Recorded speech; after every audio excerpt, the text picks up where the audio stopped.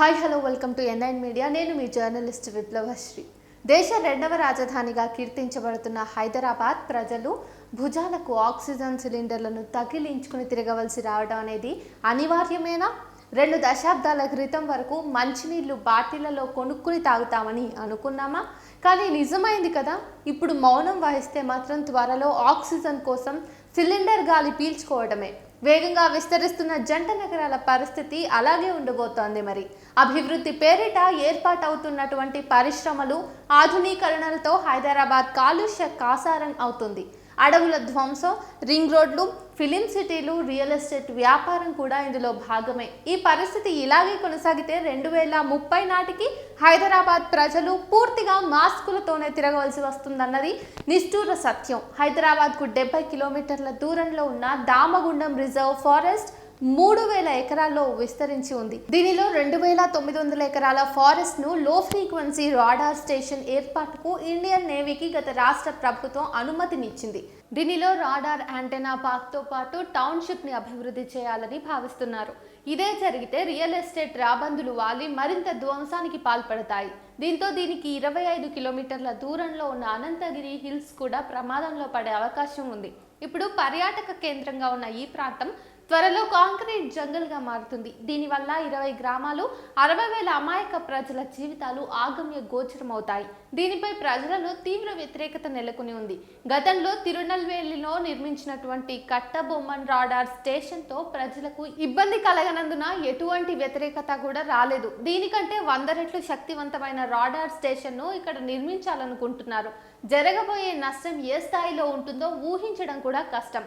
ఈ reserve forest 12 లక్షల పచ్చని చెట్లతో విస్తరించి రాష్ట్ర రాజధాని ప్రజానీకంతో పాటు పరిసర జిల్లాలకు ఆక్సిజన్ అందిస్తోంది. ఇంకొక రకంగా చెప్పాలంటే ఊపిరితిత్తుల్లా ఉపయోగపడుతోంది ఈ అడవి. నిజానికి ఈ రిజర్వ్ ఫారెస్ట్ భూమి అటు ప్రభుత్వానికి కానీ ఇటు అటవీ శాఖకు కానీ చెందింది కాదు. రిజర్వ్ ఫారెస్ట్ లో ఉన్న రామలింగేశ్వర స్వామి ఆలయ భూములు. దీనిని అప్పటి రాష్ట్ర ప్రభుత్వం అన్యాక్రాంతం చేసి ప్రజల జీవితాలతో చెలగాటం ఆడజూసిందని అందరికీ అర్థమైంది. హైదరాబాద్ పరిసర ప్రాంతాల్లో కాలుష్యం విపరీతంగా పెరిగిపోయింది. దేశంలోని కాలుష్య నగరాలలో ఢిల్లీ ప్రథమ స్థానంలో ఉండగా హైదరాబాద్ 4వ స్థానంలో ఉంది. WHO నివేదిక ప్రకారం గాలి కాలుష్యం రేటు 1.7 రెట్లు అధికంగా ఉంది. దీనివల్ల భూతాపం కూడా పెరిగింది. ప్రస్తుత ప్రభుత్వం మూసీ నది ప్రక్షాళన కోసం 1,50,000 కోట్లు ఖర్చు చేస్తామంటుంది. చెరువుల దురాక్రమణకు గాను వ్యతిరేకంగా హైడ్రాను తీసుకువచ్చింది. గత ప్రభుత్వం హరితహారం, వన మహోత్సవం నినాదాలతో హోరెత్తించింది. ఇలా ప్రభుత్వాలు పర్యావరణాన్ని కాపాడుతామంటూనే అడవుల ధ్వంసానికి అనుమతిస్తూ గత పాలకులు ద్వంద్వ నీతి పాటించడం పరమ అభ్యంతరకరం. రామోజీ ఫిలిం సిటీకి 100 ఎకరాల రాచకొండ అడవి భూములను కట్టబెట్టి నాశనం చేయజూశారు. ఫార్మాసిటీ పేరిట వందలాది ఎకరాల భూములు కాలుష్యంగానున్నాయి. రాజేంద్ర నగర్లోని వ్యవసాయ విశ్వవిద్యాలయానికి చెందిన 100 ఎకరాల భూమిని హైకోర్టు కొత్త భవనానికి కేటాయించి శంకుస్థాపన చేశారు. పట్టణీకరణ కారణంగా రియల్ ఎస్టేట్ వ్యాపారుల దాహార్తికి ఇప్పటికే వేలాది ఎకరాలు సిమెంట్ కమ్యూనిటీలుగా మారాయి. హైదరాబాద్ తో పాటు చుట్టుపక్కల ప్రాంతాలు కూడా ఈ ప్రమాదం బారిన పడతాయి. ఈ కారణంగా నిర్వాసితుల సమస్య కూడా తలెత్తుతుంది. అటవీ భూముల ఆక్రమణలతో నిర్మిస్తున్నటువంటి భారీ ప్రాజెక్టులు, మైనింగ్, గుట్టల తవ్వకాల అనుమతులతో పర్యావరణ కాలుష్యం, వలస ఏర్పడిన నిర్వాసిత సమస్యలు పరిష్కారం కావడం లేదు.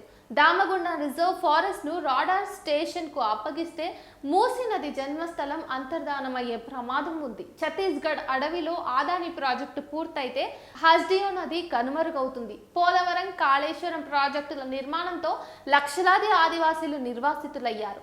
శబరి నది ఉనికిలో లేకుండా పోతుంది. ప్రజలు ఈ విధ్వంసానికి వ్యతిరేకంగా శతాబ్దాలుగా పోరాడుతూనే ఉన్నారు. పర్యావరణ హిత ప్రాజెక్టులను మాత్రమే అనుమతిచ్చేలాగా తెలంగాణ ప్రభుత్వం జాగ్రత్తలకు అడుగు వేయాలి. పాలకుల అనాలోచిత నిర్ణయాలు కార్పొరేట్ శక్తులకు సంపదను చేకూరుస్తున్నాయి, ప్రజల జీవితాలను ఆగం చేస్తున్నాయి. ఇప్పుడైనా పర్యావరణవేత్తలు, బుద్ధిజీవులు, న్యాయవాదులు, విద్యార్థులు, ప్రజా సంఘాలు, పౌర ప్రజాస్వామిక వాదులు కలిసికట్టుగా ఉద్యమిస్తే తప్ప ఈ విధ్వంసాన్ని అడ్డుకోవడం సాధ్యపడదు. ఈ విధ్వంసక అభివృద్ధికి వ్యతిరేకంగా నోరు విప్పకపోతే భవిష్యత్ తరాలు తీవ్ర ప్రమాదంలో పడటం ఖాయం.